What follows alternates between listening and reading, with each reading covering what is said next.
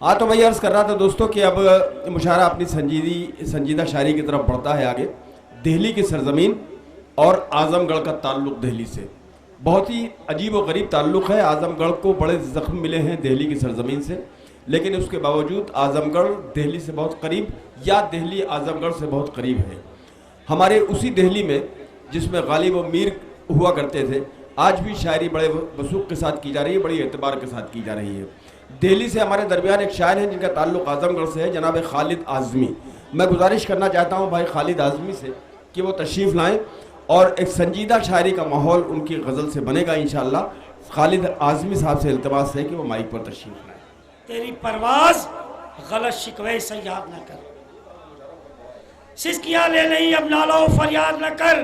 तेरी परवाज़ गलत शिकवे से याद न कर, टूट सकता है कफस बेड़ियाँ कट सकती हैं। अज़्म से काम ले उठ वक्त को बर्बाद न कर, अज़्म से काम ले उठ वक्त को बर्बाद न कर।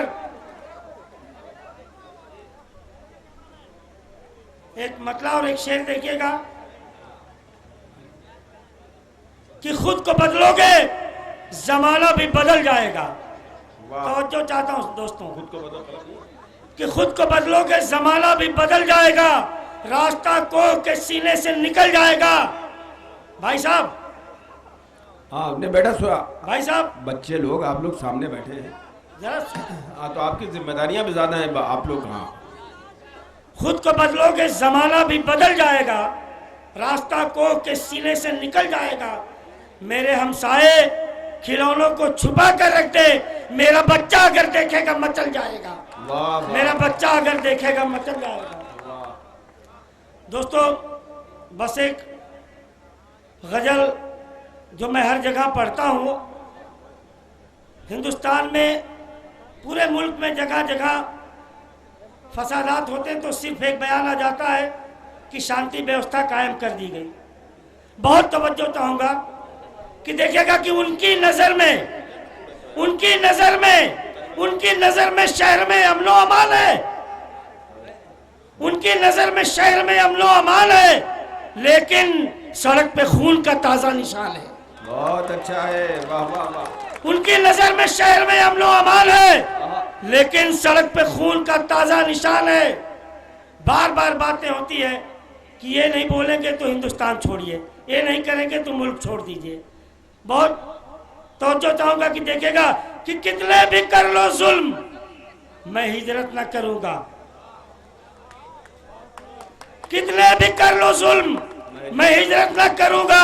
इस सरजमीन में दफन मेरा खानदान है, इस सरजमीन में दफन मेरा खानदान है।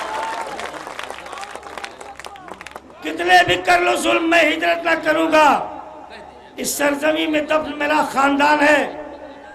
और अल्लाह रब्बुल इज़्ज़त का एक निज़ाम है कि जब जुल्म बढ़ता है तो अल्लाह ताला उसका इंतज़ाम कर देते हैं। और हिंदू धर्म में भी आया है कि जब जब हुई धर्म की हानि बाढ़े असुर महामानी, हर दौर में एक आदमी पैदा हो जाता है। कि देखिएगा कि कंसों को ख़त्म करने उतरते हैं कन्हैया। इस वक्त जो दिल्ली में कंस बैठे हुए हैं,